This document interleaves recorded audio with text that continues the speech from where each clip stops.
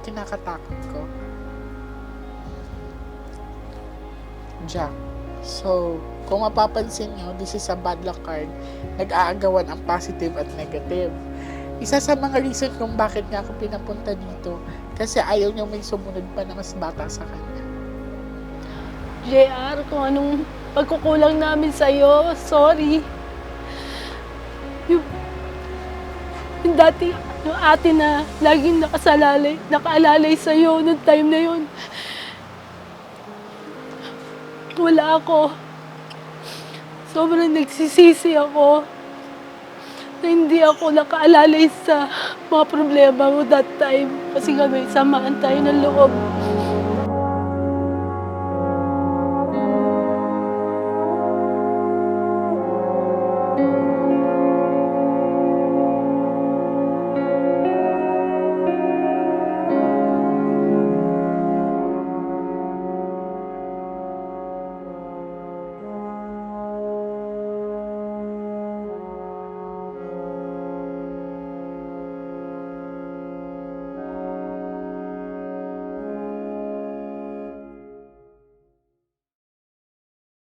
Hello sa mga Nationatics worldwide. Ayan, so na-miss ko kayong lahat. Nandito ko ngayon sa Parañaque. Ayan, so actually ito ay biglaan, no? And talagang pinapunta ako dito sa bahay nila ni Kuya. And hindi ko in-expect talaga na siya mismo ang mag-i-invite sa akin. He asked for my help para makalaya siya. And gusto ko din magpasalamat sa pamilya nila kasi yung wala ako dito kung wala yung pagtitiwala nila sa akin. Kaya maraming salamat. Magandang hapon po. Ako po si Ana Villanueva po, taga Parañaque po. Nung last Monday po, nagpunta po kami kay Miss J para magpa-reading. At nung kami po ay na-readingan napahanga po talaga kami sa kanya. Kasi wala po kami ni isang detalyeng sinasabi. Pero nakuha niya po lahat yung mga gusto namin idaing sa kanya. Sobra pong nakakabilib siya. Lahat kinalibutan po talaga kami nung pumunta sa kanya kasi hindi po namin talaga makukuha niya lahat yung sagot na gusto kong marinig para sa kapatid ko. Kaya sobra po. Nakakabilib po talaga siya. Napakabait po. Yun po masasabi ko. Wala pong pagdududa na napakagaling ni Miss Jane sa pag-reading sa amin. Ni isang detalye wala kami sinabi. Pero nakuha niya. Kung gusto kong itanong, nakuha niya. Kung anong ibang nangyari nakuha niya. Kaya sobra.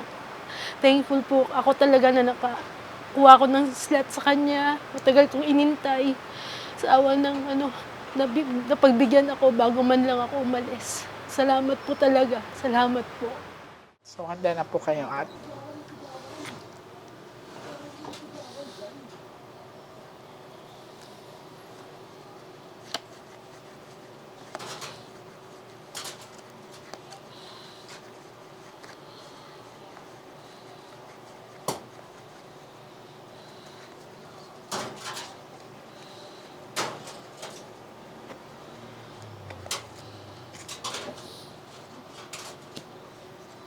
ilang taon na nga siya ate? 36 po. 36.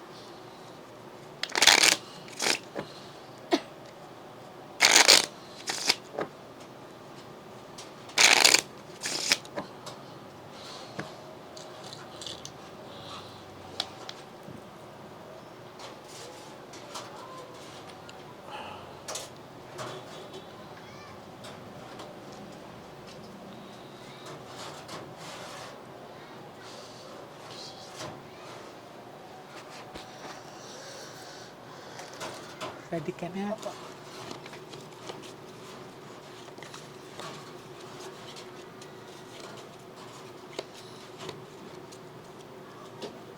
I want you to pick one, girl. Thank you, so ikaw. Mag-pray ka ate na lumabas ang Ace of Heart, ha? Saka Ace of Flower, okay? Cut the cards into three.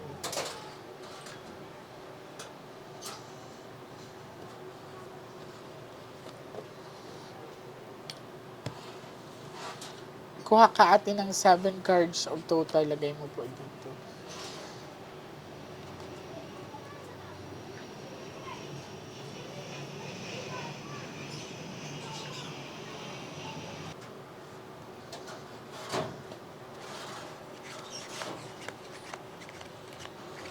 Pag may king dito, siya na po yan ha.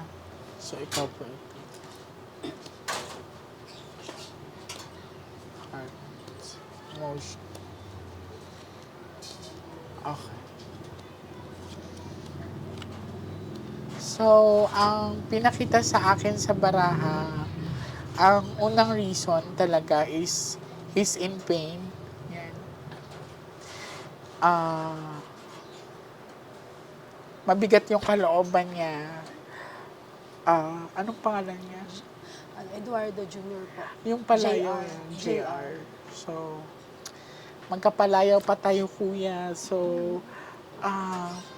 gusto ko lang din sabihin sa'yo ngayon, alam ko andito ka kasi sinalubong mo ako. Isa sa mga dahilan kung bakit nangyari to ay sa babae talaga. Isa pa sa mga dahilan, feeling niya is naging pabigat siya. Wala siya na-contribute, ganyan. Kasi this is about money. So, madamdamin to si kuya. Titingnan natin. Basta ang sinabi ng baraha, isa sa mga dahilan kung bakit napuno yung emotions niya is dahil sa babae. Kalungkutan sa babae.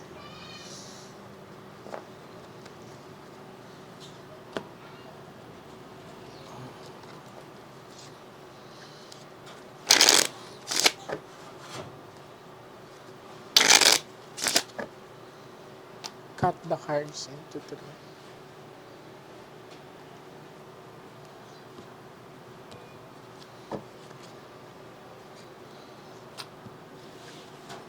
Kuha ka ng 9 cards of total. Lagay mo dito. Huwag ka magmadali, ate. Ha?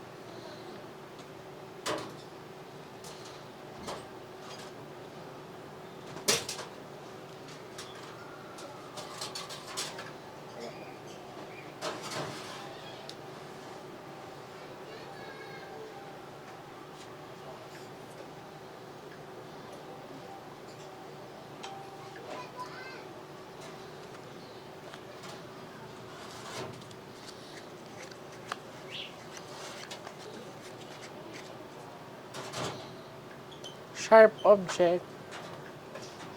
So, biglaan. Okay. Makakatawid yung kapatid mo. Okay.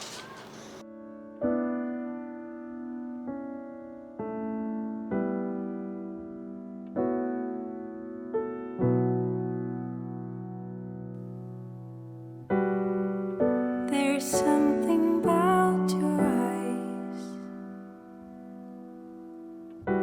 something telling me a story,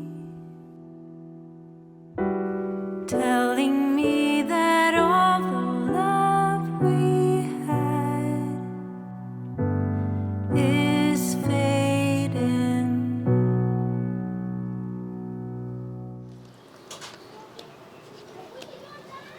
Papatawarin natin siya. So, this is a sharp object and a bad luck card. Walang foul play na nangyari. Talagang meron siyang emotion, nag-suicide po talaga siya. Isa sa mga dahilan is, kuya, walang kasalanan si ate, kung sino man yung nakasama mo.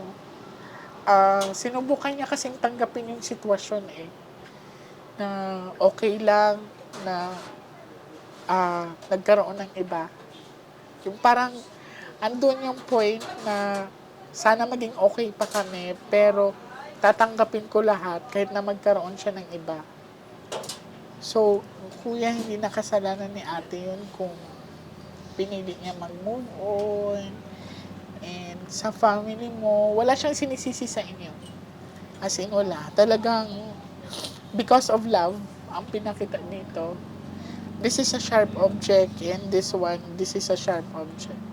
So, kung makikita niyo, this is a bad luck card, ate. Papalayain ko talaga siya. Kasi ito, there's something in the house na nag-joke din sa kanya. Gano'n na kayo katagal dito sa bahay dito? 1979. There's this negative energy na nag-udyok sa kanya na gawin. Hindi to yung tipong nakakagulat kasi parang ginamit yung emotion niya na parang may bumulong sa kanya na gawin mo to.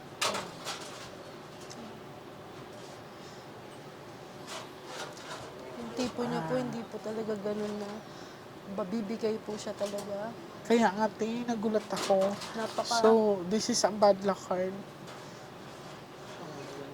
Actually, nangangasimura ako na nag-suicide dito. Yung kapatid ko po, Oh my God. pangalawa na siya. Pangalawa po After siya. 38 years, Magkasunod pa po yung date nila. asing ko asa siya. May history na tong bahay na to. October 5, October 6 siya. So, yung una nag-suicide October dito. 5, 1985. Oh my God, ate. May nag-dictate sa kanya na gawin yun. Kaya nung pagpasok ko dito, I feel something like may nangyari na dito. Na may nakaraan na talaga. Magpasalamat kayo sa kanya kasi pinapunta niya ako dito kasi ayaw niya may sumunod pa. Kung manonood kayo ng vlog ko, ito yung ayaw kong makita. Okay? So, kuya, puputulin natin kung anong-ano. Una nga po, nung unang ano ko ng slot sa inyo, 2 beses na cancel. Parang inisip ko tuloy, ayaw niya. Pero siguro May ngayon, pumipigil talaga. Medyo nasusuka ako. Kanina nga po, pagpunta namin dito, nagde-drive yung, nagde-drive po. Ang dami pong balakid na malate kami, gano'n. Actually, naligaw din kami. Naligaw din kami. I don't know kung it's that coincidence lang or ayaw talaga akong papuntahin dito. Yan.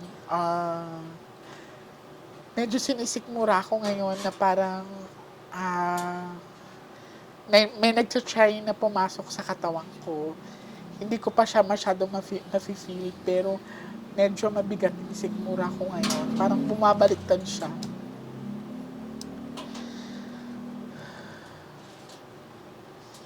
So, yung unang nagpakamatay dito, it's October 5 and siya October 6.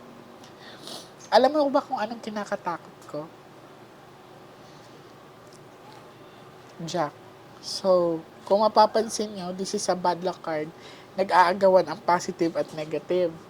Isa sa mga reason kung bakit niya ako pinapunta dito, kasi ayaw niya may sumunod pa na mas bata sa kanya.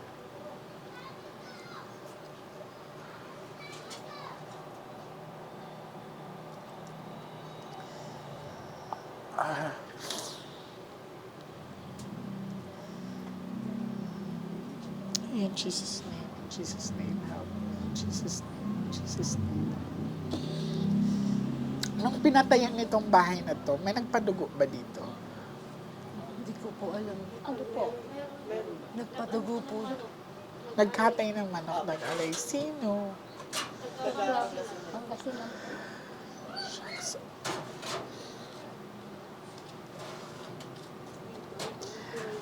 Sasabihin ko sa inyo ang totoo, may nagdikta sa kanya ng gawin to.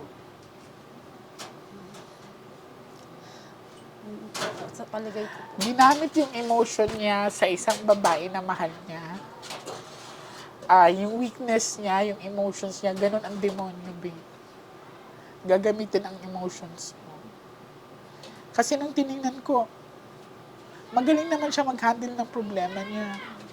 tumatawa lang po yan sa mga problema. Hindi po yan, baga, magpo-problema, pero hindi niya po iniinda ng katulad ng mag-iisip siya ng Oo. ganyan. Kasi inisip niya yung mga anak niya. Lord.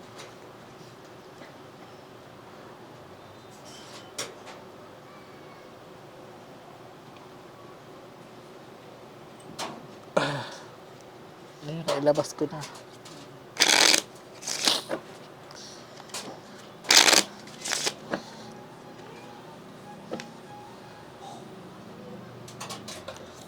Cut the cards into three.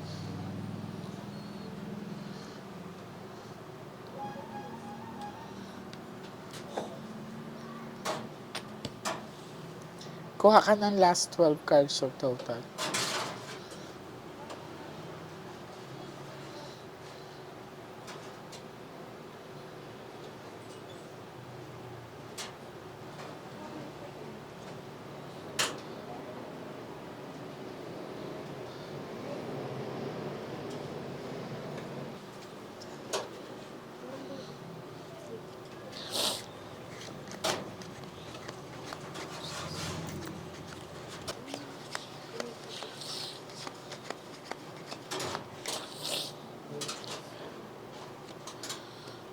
Tignan niyo to. So, bumalik ulit yung Jack. Ito yung pinipigilan niya na mangyari, na may sumunod. Salamat, kuya. Puro itim.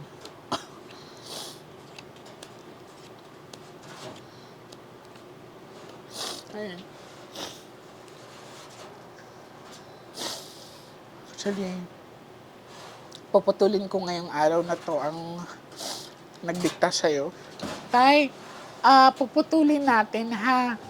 Puputulin natin ang chain na mangyayari. Kasi nung pumasok nga ako dito, naramdaman ko nga na there's something in the house na may history na pala ditong same na nangyari, magkasunod pa.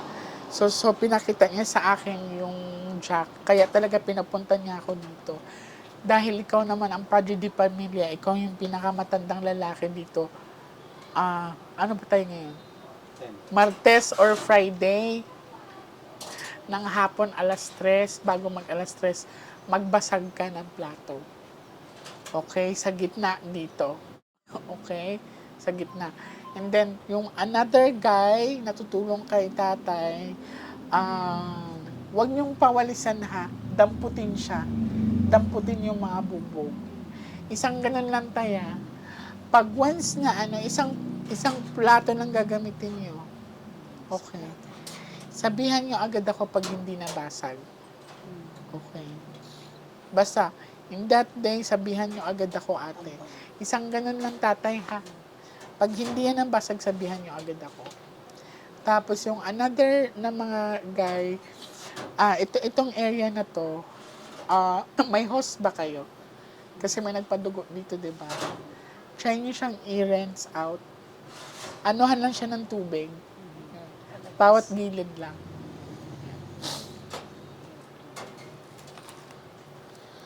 So, papalayain kita ngayon, ha? Salamat sa pagpapunta mo sa akin dito. Actually, he's saving life now.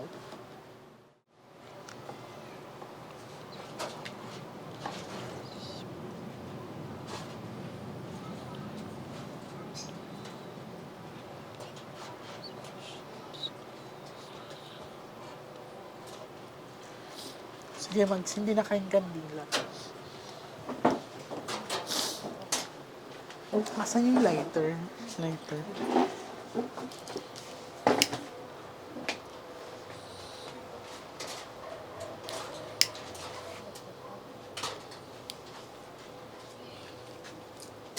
Huwag niyo po itong walisan, ha?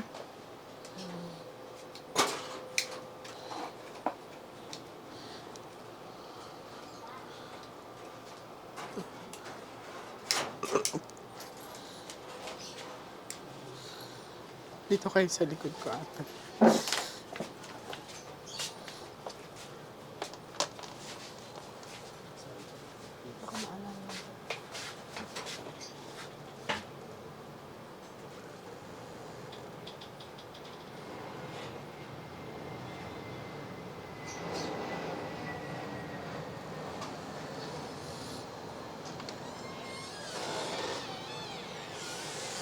Yung kinabot ng ano.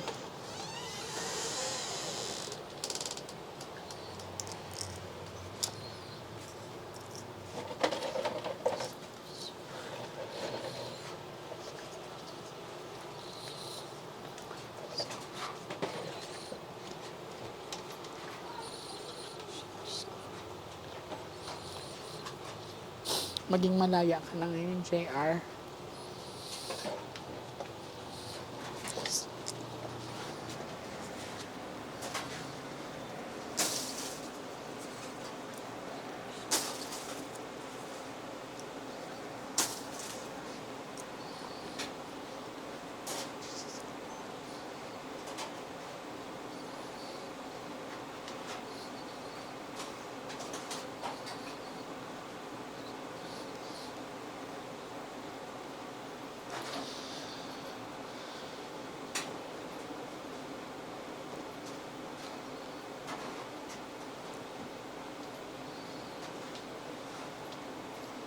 In Jesus' name. Ako po pala si Abby Villanueva, bunsong kapatid po ni Eduardo Villanueva Jr. Nung araw po na nakita namin, bago namin siya makita, alas 12 ng tanghali, kinakatok po siya ng kanyang dalawang anak. Hindi po niya pinagbubuksan hanggang sa nakita po ng papa ko.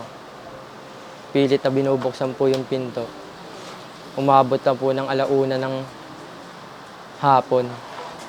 Nung nakita ko na po na binubuksan nila, ako na po agad yung kumatok. Nung hindi po sumagot yung kuya ko, agad ko na pong pinalo ng malakas yung pinto. Nung pangalawang palo ko po, hindi pa rin po sumagot. Ginawa ko po, sinira ko na po yung pinto. Pagpasok ko sa may pintuan, di ko nakita agad na nakabikti na kuya ko. Akala ko natutulog lang. Nung umakyat ako ng kwarto sa double deck niya, walang tao. Nung pagsara ko ng pinto, doon ko na po nakita na nakabikti po kuya ko. Kaya sumigaw na po ako.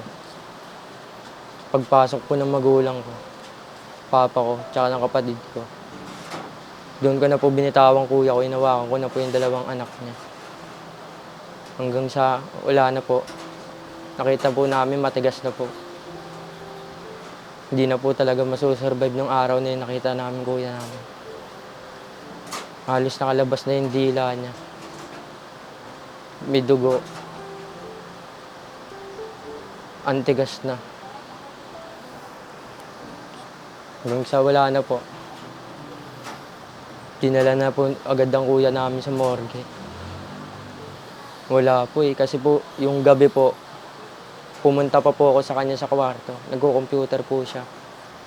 Nung nagko-computer po siya, binibiro ko po siya, naglalaro po siya ng Dota. Pinipindot ko po yung keyboard, tumatawa-tawa lang po. Hindi ko po nakikita sa kanya na may problema po siya eh. Kasi alam po namin pag may problema po yung kuya namin. Wala lang po sa kanya yun. Parang sinasarili niya lang, pero nalalagpasan niya naman po lahat. Nagtataka lang po kasi talaga ako. Ba't gagawin niya yun eh? Kung alam mo lang, Jay, gaano tayo kamahal mga kapatid natin. Lahat ng pagkukulang natin sa kanila, kung nagkamali tayo, lagi nandiyan pa rin sila. Pamilya pa rin natin yung matatakbuhan natin. Ayun pa rin eh. Pamilya pa rin natin, matatakbuhan natin kahit ang problema. Dapat sumapit ka. Nagsabi ka. Kung alam mo lang, lahat kami malungkot. Masakit mo walan ng kapatid. Makikita mo, mama, si papa, malungkot. Yung magulang ihatid yung anak. Libingan. Lagi mo na lang gabayan mga anak mo. Kami yung lagi nandito ngayon sa anak mo, hindi namin papabayaan. Sana, patawad ka ng Diyos. JR, kung anong pagkukulang namin sa'yo. Sorry. Yung, yung dati, yung ate na laging nakaalalay sa'yo noong time na yun. Wala ako. Sobrang nagsisisi ako na hindi ako nakaalalay sa mga problema mo that time. Kasi nga may samaan tayo ng loob. Hindi ako nagalit sa'yo dahil gusto kong magalit. Galit lang ako sa ginawa mo sa akin. Alam mo naman yun. Mahal ko kayong lahat na mga kapatid ko. Kahit nagkakamali kayo sa akin, alam niyo kung paano ko kayo patawarin. Pagtiwalaan ulit. Nasaktan lang ako. Sorry talaga. Huwag mo isipin na hindi ka namin mahal. Kasi mahal na mahal ka namin, lalo ako. Alam mo yan, JR. Sorry. Sorry talaga.